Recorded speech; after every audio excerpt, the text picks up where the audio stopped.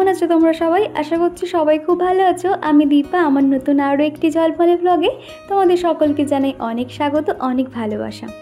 আজকে হচ্ছে রবিবার আর ঘড়িতে এখন বাজে সকাল 6:30 মতন। তো এখন থেকে তোমাদেরকে সাথে নিয়ে ভিডিওটা শুরু করছি। আশা করছি আজকের ভিডিওটা তোমাদের ভালো লাগবে। আর আজকে না মামুনি বাড়ি চলে যাবে। দেখতে দেখতে 7-8টা দিন কীভাবে যে পেরিয়ে গেল বুঝতেই পারলাম না। একটু মনটা খারাপও লাগছে যে এতদিন মামুনি ছিল, সকালবেলা একসঙ্গে উঠে টুকটুক করে কাজ করতাম, আর সেই জায়গা থেকে একটু মনটা খারাপ লাগছে। তো সকালে উঠেই কিন্তু ব্রাশ করে নিয়ে মুখটা একটু ফেস ওয়াশ দিয়ে নিয়েছি, তারপরে একটু সানস্ক্রিনও লাগিয়ে নেব। আর এরই মধ্যে ঘরে এসে দেখছি চিকু ঘুম থেকে উঠে পড়েছে। তো উঠে না মা করে ডাকছে। আর বাচ্চারা দেখবে ঘুম থেকে উঠলে তাদের মাইন্ড কিন্তু একটা অন্যরকম থাকে, খিটখিটে ভাব থাকে। তাদেরকে যদি একটু সময় দিই, একটুখানি হাসি খুশিভাবে খেলাধুলো করি, তাহলে কিন্তু ওদেরও ভালো লাগে। তো এখনও উঠতে চাইছে না, তো ভাবলাম একটু ল্যাপটপে একটু কার্টুন চালিয়ে দিই। তারপরে দেখলাম কি ল্যাপটপের একটু প্রবলেম দেখা দিচ্ছে, তো কোনোরকমভাবে কি চালাতে পারলাম না। ল্যাপটপটা না চালিয়ে আজকের এই অবস্থা হয়েছে। অলরেডি 2-3বার সারিয়ে আনা হয়েছে, আর ওই যে একবার যদি প্রবলেম শুরু হয় সেটা কি আর সহজে যায়? তো যাই হোক, কি আর করা যাবে। আর এদিকে চিকুকে এখন ব্রাশ করিয়ে দিচ্ছি। ও কিন্তু সেভাবে একা একা ব্রাশ করতে পারে না, আমাকে ব্রাশ করিয়ে দিতে হয়। তারপরে কিন্তু খানিকক্ষণ ওর হাতে দিই, ও একটুখানি এদিক ওদিক করে ব্রাশটা ঘুরিয়ে নেয়, তাহলে ওর একটা অভ্যাস তৈরি হবে। আর তারপরেই দেখো ওকে এখন মুখটা ধুয়ে দিচ্ছি। তো মামুনি এখন বসে বসে চা খাচ্ছে, আর একটু পরেই কিন্তু চিকুর পাপা দাদু ঘুম থেকে উঠে পড়বে, আর ওদেরকে বাজারে পাঠিয়ে দেব। এই রবিবার দিনটাতে কিন্তু একটা ছুটির দিন, সবাই কিন্তু একটু লেট করেই ঘুম থেকে ওঠে। আর ওই 7টা নাগাদ দেখলাম চিকুর দাদুও ঘুম থেকে উঠে পড়েছে। তো আমি বললাম মামুনি চাটা বানিয়ে দিই, তুমি আর বাবা তাহলে খেয়ে নাও, আর চিকুর পাপা যখন উঠবে তখন আরেকবার চাটা গরম করে দিয়ে দেবো। তো এই যে এখন মামুনি আর বাবাকে চাটা দিতে যাচ্ছি। আর সেই ফাঁকে আমি এখন এই যে কালকে রাতে চুল বেঁধেছিস, চুলটা খোলার আর সময় পাইনি, এখন একটুখানি চুলটা খুলে ফ্রেশ হয়ে নেব। আর এই সকাল থেকে এত পরিমাণে গরম শুরু হচ্ছে না, মানে কি বলবো, ওই যে ঘাড়ের কাছে যে কটা চুল পড়ছে না, মানে সেটাই যেন একটা বিরক্ত লাগছে। তো চুলটা ভালো করে আঁচড়িয়ে একদম উপরের দিকে তুলে নেব, তারপরে কাজকর্ম শুরু করব। আর এই যা গরম পড়েছে, কালকে হঠাৎ কি মনে হলো মাথায় না জপজপে করে তেলও দিয়ে দিয়েছি। তো এখন ভাবছি দেখি আজকে যদি কাজকর্ম করে যদি একটু সময় পাই তাহলে শ্যাম্পু দিয়ে নেব। আর আজকে তো অনেক কিছু মোটামুটি রান্নাবান্না হবে, যেহেতু ওরা সব চলে যাবে। আর কি বলবো, মনটা তো খারাপ লাগছে, এক কথা বারবার বলতে থাকছি তোমাদেরকে। তো এখন এই যে চিকুকে নিয়ে এখন আমি ঘরের কাজকর্ম করছি, আর চিকু কিন্তু ভীষণ বদমাইশি করছে। তো ভাবলাম আগে একে একটা কিছু দিয়ে বসিয়ে রাখা যাক। তো পাশের রুমে এখন ওকে ফোন দিয়েছি, ওর দাদানও বসে বসে ফোন দেখছে, ও বসে বসে ফোন দেখছে। আর বাবাকে দেখাতে পাচ্ছি না, এই কারণে বাবা যেহেতু এই গরম বলে না খালি গায়ে বসে আছে, তো সেই জন্য আর দেখাচ্ছি না। আর চিকু এখন বসে বসে ফোন দেখছে। আর মামুনিকে কিন্তু রান্নাঘরের সমস্তটাই জোগাড় করে দিয়েছি, কি রান্না হবে না হবে। আর আজকে কি রান্নাবান্না হবে সমস্তটাই কিন্তু মামুনির কাছে জোগাড় করে দিয়েছে, ধুয়ে কেটে মশলা বাটাবাটি করে। আর যদি একটু মশলা এরকম বেটে সমস্ত কিছু জোগাড় করে মামুনির কাছে দিই না, বেশিক্ষণ সময় লাগে না, কিন্তু 1-1.5 ঘন্টার মধ্যে মামুনি সমস্ত রান্না কিন্তু কমপ্লিট করে নেয়। তো তারপরে চলে এসেছি এখন ঘরে। আমি না প্রত্যেক সপ্তাহে এই যে সাপ্তাহিক যে ক্লিনিংটা থাকে সেটা কিন্তু আমি করে থাকি। আর আজকে মনে হলো মামুনি আছে, রান্নাবান্নার দিকে আমার যেতে হবে না, সেই ফাঁকে কিন্তু আমি এই কাজকর্মগুলো করে নিচ্ছি।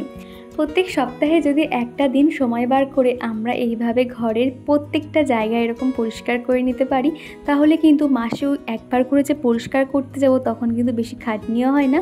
সেটা তোমরা যে কোনো জায়গা এটা করে নিতে পারো, যেমন ধরো বাথরুমের ক্ষেত্রে, কিংবা রান্নাঘর, কিংবা বেডরুম, এরকম কিন্তু সপ্তাহে একটা করে ক্লিনিং করতে পারো। আর আমি না প্রত্যেক সপ্তাহে যে কোনো একটা দিন যখন সময় পাই তখন আর কি করে নিই। আর আজকে তো রবিবার, আমি কিন্তু রবিবার করে কখনোই এরকম মানে সাপ্তাহিক ক্লিনিং করি না। আর মামুনি আছে, রান্নাবান্না ঝামেলা নেই, সেই জন্য ভাবলাম একটু এই সময়টাকে কাজে লাগিয়ে নিই। আর আজকে না বিছানার চাদরটা চেঞ্জ করলাম না, তার কারণ বিছানার চাদরটা পেতেছে ওই 5-6 দিন মতন হয়েছে, আর বিছানার চাদর চেঞ্জ করতে গেলে আরও অনেকটা সময় লেগে যাবে। তো সেই জন্য ভাবলাম তো বিছানার চাদরটা থাক। আর এখন করে না বিছানাতে আমরা শুই না, পাশে আরেকটা যে রুম আছে আমরা ওই ঘরটাতে থাকি। আর এই যে ল্যাপটপ স্ট্যান্ডটা দেখছো, এটা না অনলাইন থেকে কেনা হয়েছিল, ভীষণ সুবিধা জানো তো। তোমরা যেরকম খুশিভাবে ল্যাপটপটা রাখতে পারো, হেলিয়ে কিংবা একটুখানি উঁচু করেও রাখতে পারো, খুব ভালো একটা জিনিস। তো ওর উপরেই আর কি ল্যাপটপ ল্যাপটপটা রেখে কাজ করতে সুবিধা হয়। তো চিকুর পাপা যখন অফিসিয়াল কাজ থাকে তখন কিন্তু এই ল্যাপটপে কাজটা করে। আর এদিকে দেখো এই টেবিল ক্লথটা পেতে দিচ্ছি। তো সব মিলিয়ে কিন্তু এই জায়গাটাও সুন্দর করে পরিষ্কার করে নিচ্ছি। আমার এই একা সংসারে কিন্তু আমি যদি একটু প্ল্যানিং করে না কাজবাজ করতাম তাহলে কিন্তু কখনোই সামলাতে পারতাম না। এই যে এত বড় বাড়ি মেনটেনেন্স করা, তার উপরে রান্নাবান্না, ছোট একটা বাচ্চার সাথে আমার ইউটিউবের কাজকর্ম, এগুলো কিন্তু কখনোই করতে পারতাম না। আমি একটা রুটিন ফিক্সড করে নিয়েছি, সেখানে কিন্তু প্রত্যেক মাসে একটা করে বেডরুম এবং কোনটা কি কোন দিন করলে আমার সুবিধা হবে সেটা কিন্তু আমি করে নিয়েছি।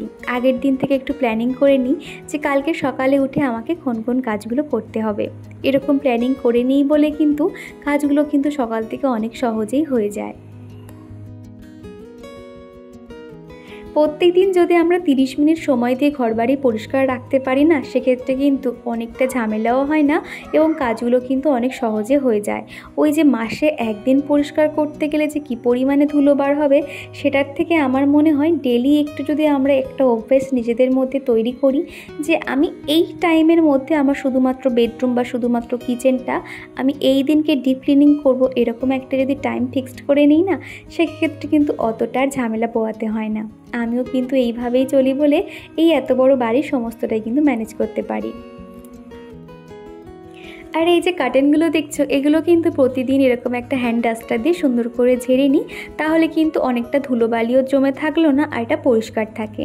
মোটামুটি ওই 2 মাস অন্তর কিন্তু আমি এরকম কার্টেনগুলো পরিষ্কার করে থাকি। আর এই ধরনের কার্টেন যদি আমরা সবসময় পরিষ্কার করি তাহলে কিন্তু রঙটা এত সুন্দর থাকে না, কালারটা একটু ফেড হয়ে যাওয়ার চান্স থাকে। আর এই যে 2টো মতন বেডশিট না বাইরে ছিল, সেগুলো এখন ভাঁজ করে তুলে রাখছি। মাঝে করে তো ভালোই ঠান্ডা শুরু হয়েছিল, ওই যে বৃষ্টির ওয়েদারগুলো কিন্তু বেশ ভালোই লাগছিল। কিন্তু দেখো 2-3 দিন বৃষ্টি হয়ে আর বৃষ্টির পাত্তা নেই, আবার যেই গরম সেই গরম থেকে গেছে। তো এখন সেগুলো গুছিয়ে রেখে দিলাম, তারপরে এই শোকেসটা এখন পরিষ্কার করে নিচ্ছি। আমার এই শোকেসটা দেখতে কিন্তু অনেক বড় মনে হয়, কিন্তু ভিতরে না একদম স্পেস অনেক ছোট। প্রত্যেকটা জামা কাপড় কিন্তু এরকম ছোট ছোট করে গুছিয়ে রাখতে হয়, সেই জন্য কিন্তু এত জামা কাপড় ধরে। আর ভাড়া বাড়িতে তো চাইলে যে আরও একটা ওয়ার্ড্রপ কিনবো, সেটা তো সম্ভব নয়। মোটামুটি এইটুখানির মধ্যে কিন্তু আমাকে সমস্তটাই গুছিয়ে গাছিয়ে রাখতে হয়। আমার এই বেডরুমটা কিন্তু খুব সুন্দর, দেখো চারিদিকে কিন্তু আলো বাতাসের কোনো অভাব নেই। এই যে খাটের মাথার দিকে একটা জানালা রয়েছে আর পাশের দিকে একটা জানালা রয়েছে, আর একদম রাস্তার গায়ে। এটার যেরকম সুবিধা আছে ঠিক সেরকম অসুবিধাও আছে। সুবিধা হলো এই যে হাওয়া বাতাস আলোর কোনো অভাব নেই, আর অসুবিধা হলো ধুলো বালি প্রত্যেকটা কিন্তু ঘরে চলে আসে। তো এখন ফার্নিচারগুলো প্রত্যেকটা কিন্তু সুন্দর করে মুছে নিচ্ছি, আর এইভাবে মুছে নিই বলেই কিন্তু আমার প্রত্যেকটা ফার্নিচার খুব ভালো থাকে। আর যে কোনো জিনিস কিন্তু যত্নের উপরে সেটা থাকে। সে যতই দাম দিয়ে সেই জিনিসটা কিনি না কেন, সেটা যদি আমরা যত্ন না করি সেটা কিন্তু খুব তাড়াতাড়ি নষ্ট হয়ে যায়। আর বলবো না যে আমার ঘরে অনেক কিছু ফার্নিচার রয়েছে, তবে যেটুকু আছে সেগুলো কিন্তু যথেষ্ট যত্ন নিই, জানো তো। আর এদিকে এই যে চেয়ারগুলো দেখছো, চেয়ারগুলো না যখন এ বাড়িতে প্রথম এসেছিলাম তখনই কেনা হয়েছিল। মোটামুটি কলকাতার বাড়ি থেকে কিন্তু আমরা শুধুমাত্র ওই রান্নার জন্য কয়েকটা বাসন এনেছিলাম, বাদবাকি কিন্তু আস্তে আস্তে একটা একটা করে সংসারের প্রয়োজন অনুযায়ী সেগুলো কিনেছি। যেগুলো একদমই মানে দরকার, মানে সেগুলো ছাড়া চলছে না, শুধুমাত্র সেই জিনিসপত্রগুলো কেনা হয়েছে। যে আর এই যে ওয়াল হ্যাঙ্গিংটা দেখছো, এটা না আমি হাতে বানিয়েছিলাম মোবাইলের যে বক্সগুলো হয় সেগুলো দিয়ে। তো এর মধ্যে না যেগুলো আমার সবসময় লাগে আর কি রাত্রিবেলা করে, বিশেষ করে নাইট ক্রিম, আয়ুর্বেদিক ওষুধ, সেগুলো আর কি ব্যবহার করি। তো সেই জায়গাটাও কিন্তু পরিষ্কার করে নিচ্ছি। ঘরের প্রত্যেকটা কোণা কিন্তু সপ্তাহের একটা দিনই আমি পরিষ্কার করে নিচ্ছি, তাহলে কিন্তু খুব একটা খাটনিও হবে না। আমার আজকে এই পর্যন্ত ভিডিওটি। বন্ধুরা, তোমাদের কেমন লাগছে তোমরা অবশ্যই আমাকে কমেন্ট করে জানিও। ভিডিওর কোনো অংশ তোমাদের ভালো লেগে গেলে একটা লাইক করে দিও, একটা কমেন্ট করে দিও। তোমাদের এক একটা কমেন্ট আমার পরের ভিডিও বানাতে অনেক উৎসাহ করে। প্রায় 2 দিন ধরে এত পরিমাণে বৃষ্টি হয়েছিল, ভাবলাম হয়তো বর্ষাকাল শুরু হয়ে গেছে। আর আজকে সকাল থেকে দেখো আবার সেই ঝলমলে রোদ শুরু হয়ে গেছে। আর এত রোদের তাপ না, 5 মিনিটের মধ্যে কিন্তু জামাকাপড় সমস্তটা শুকিয়ে যাচ্ছে। তো কয়েকটা আধ শুকনো রয়েছে আর কয়েকটা সম্পূর্ণ শুকিয়ে গেছে। তো তো যেগুলো শুকিয়ে গেছে সেগুলো তুলে আনলাম, আর বাদ বাকিগুলো এই ভিতরটাতে মেলে দিচ্ছি। আর এই রোদের মধ্যে কিন্তু জামা কাপড় যদি বেশিক্ষণ রাখি তাহলে কিন্তু কালারগুলো আবার ফেড হয়ে যাবে। আর এদিকে যে কয়েকটা পাপোশ ছিল সেগুলো বাইরে ঝেড়ে একটু রোদে দিলাম। এই যে পাপোশগুলো ঝেড়ে ঝেড়ে রোদে দিচ্ছি, আর একটু পরেই কিন্তু গাড়ি যাওয়ার পরে আবার পাপোশগুলো ধুলো হয়ে যায়, আবার ঝাড়ার পরেও কিন্তু ধুলো বার হয়। কি আর করব, এরকম তো রোদে দিতে হবে। আর প্রত্যেকটা জিনিস কিন্তু এরকম ধুলোই হয়ে যায়। রাস্তার পাশে বাড়ি হলেও তো এই সমস্যাগুলো ফেস করতে হবে।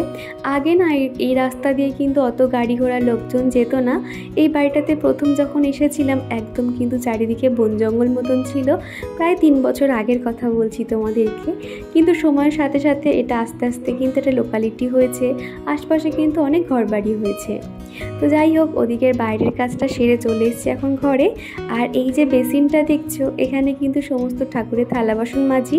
এটা কিন্তু আমরা কেউ ব্যবহার করি না। আর প্রত্যেক সপ্তাহে কিন্তু বেসিনটা পরিষ্কার করে নিই। প্রত্যেক সপ্তাহে বলবো না, যখন মনে হয় যে বেসিনটা একটু নোংরা হয়েছে তখনই কিন্তু পরিষ্কার করে নিই। আর এখানে যেহেতু ঠাকুরের থালা বাসন ধুই, একটু তো পরিষ্কার রাখতেই হবে। এখানে ময়লা বলতে সেরকম কিছু হয় না। আমাদের এখানে জলের আবার প্রচুর আয়রন, ওই আয়রনের দাগগুলো না একদম হলুদ হয়ে থাকে, আর দেখতে এত পরিমাণে বাজে লাগে না, লোক এসে ভাববে এগুলো হয়তো ময়লায় করে রেখে দিয়েছি। তো যাই হোক, সেই বেসিনটাও কিন্তু সুন্দর করে পরিষ্কার করে নিয়েছি। আর উপরে এরকম একটা মানি প্ল্যান্ট রেখে দিয়েছি, আর চারপাশে ওই যে ফেস ওয়াশ, হ্যান্ড ওয়াশ সেগুলো আর কি রেখেছি। আর এই যে মেন বারান্দাটার দিকটাতে না একটু ঝুল ঝেড়ে দিচ্ছি।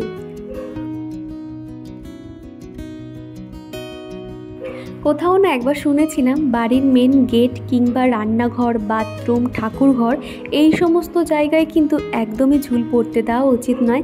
এতে কিন্তু সংসারের জন্য একটা নেগেটিভিটির সৃষ্টি করে। আর এই জিনিসগুলো কিন্তু আমি খুব মানি। আগে কিন্তু একদমই মানতাম না, কিন্তু যখন থেকে এই ছোট ছোট জিনিসগুলো মানতে শুরু করেছি সেখান থেকে কিন্তু আমার সংসারে একটা পজিটিভ এনার্জি ভাইবস কিন্তু আমি পাই। আর এটা আমি বুঝতে পারি, আগে কিন্তু এগুলো কিছুই মানতাম না।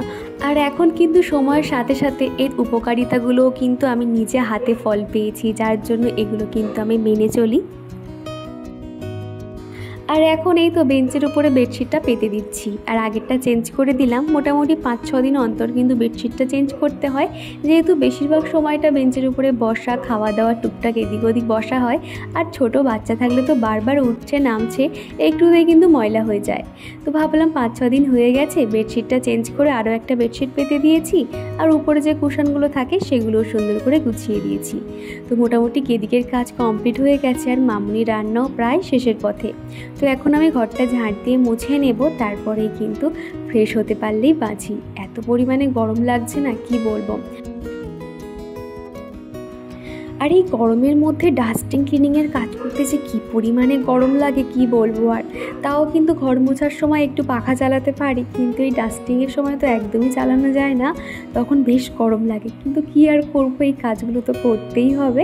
আর এখনই তো ঘরটা মুছে নেব। আজকে আর না ফিনাইল দিয়ে মুছবো না, আজকে একটু লবণ দিয়ে ঘরটা মুছে নেব। প্রায় সময় দেখা যায় যে আমি কিন্তু লিকুইডগুলো একটু চেঞ্জ করে করে ঘরটা মুছি। মাঝে মাঝে detergent powder, Dettol, Nimyle, phenyl, তারপরে তোমার লবণ দিয়ে কিন্তু আমি অল্টারনেট করে মুছে থাকি। আবার যখন দেখি যে পিঁপড়ের উৎপাত, বিশেষ করে তো বর্ষাকালের দিনগুলোতে, তখন কিন্তু দেখবে যত পিঁপড়ে ঘরের মধ্যে চলে আসে, সেই সময়টাতে কি করি, একটু কেরোসিন দিয়ে ঘরটা মুছে নিই। এতেও কিন্তু মেঝে একদম চকচকে থাকে, আর পিঁপড়ে কিন্তু একদমই আসে না। আগের দিন ব্লগে তোমরা যারা কমেন্ট করেছিলে, চলো তাদের কমেন্টের উত্তর দেওয়া যাক। তো প্রথমে এখানে কমেন্ট করেছে Sithi RS family, day with Dolly. Arup Ghosh ID থেকে এক দিদিভাই কমেন্ট করেছিল। তারপরে রয়েছে মুক্তাদিকা, Mitali's world, Shabana blog, Sonia Khatun, Mou lifestyle, care family, real blogger beauty, কাকুলিয়া ব্লগ উইথ মৌ, শর্মিষ্ঠা ছোট্ট পৃথিবী। আগের ব্লগের স্বর্ণালী দাস এত সুন্দর একটা কমেন্ট করেছো, সত্যি আমার মন ছুঁয়ে গেছে গো। এই যে তোমার মূল্যবান সময় থেকে এত লম্বা একটা মেসেজ করেছো আমার জন্য, এটা আমার কাছে অনেক বড় পাওয়া। তো দিদিভাই বোনেরা, তোমাদেরকে না অসংখ্য ধন্যবাদ। তোমাদের কাছে একটাই চাওয়া, আগামী দিনগুলো ঠিক আমার এইভাবে পাশে থেকে যেও। আর এদিকে দেখো বিছানায় কি পরিমাণে রোদ চলে এসছে। বেলা যত বাড়তে থাকবে তত না বিছানা ভর্তি রোদ চলে আসে। তার আগে ভাবলাম রাস্তার দিকে যে জানালাগুলো আছে সেগুলো বন্ধ করে দিই, তা না হলে ঘর এত পরিমাণে গরম হয়ে যাবে তো তখন বিছানায় দুপুরে আর শোয়াই যায় না। বিশেষ করে আমাদের চিকুকে নিয়ে শুলে তো একদমই ঘেমে জল হয়ে যায়, যেখানেই শোবে সেই জায়গাটা পুরো ভিজে যায়। এই আগে ভাগে যদি একটু দরজাটা বন্ধ করে দিই তাহলে কিন্তু অতটা রোদ আসে না, আর ঘরটা কিন্তু একটু ঠান্ডাও থাকে। তো এদিকে মামুনি রান্নাবান্না হয়ে গেছে, মামুনি এখন স্নান করতে গেছে, আর তার আগে কিন্তু চিকুকে স্নানটাও করিয়ে দিয়েছে। তো এখন আমি রান্নাঘরটা সুন্দর করে মুছে নিচ্ছি। রান্নার শেষে সেলফ কাউন্টারগুলো কিন্তু একটু ভিম লিকুইড আর স্কচ ব্রাইট দিয়ে ঘষে নিই, তাহলে কিন্তু তেল তেলে ভাব একটুও থাকে না, খুব সহজেই পরিষ্কার হয়ে যায়। আর এসে দেখলাম কি মামুনি গ্যাসটাও পরিষ্কার করে নিয়েছে।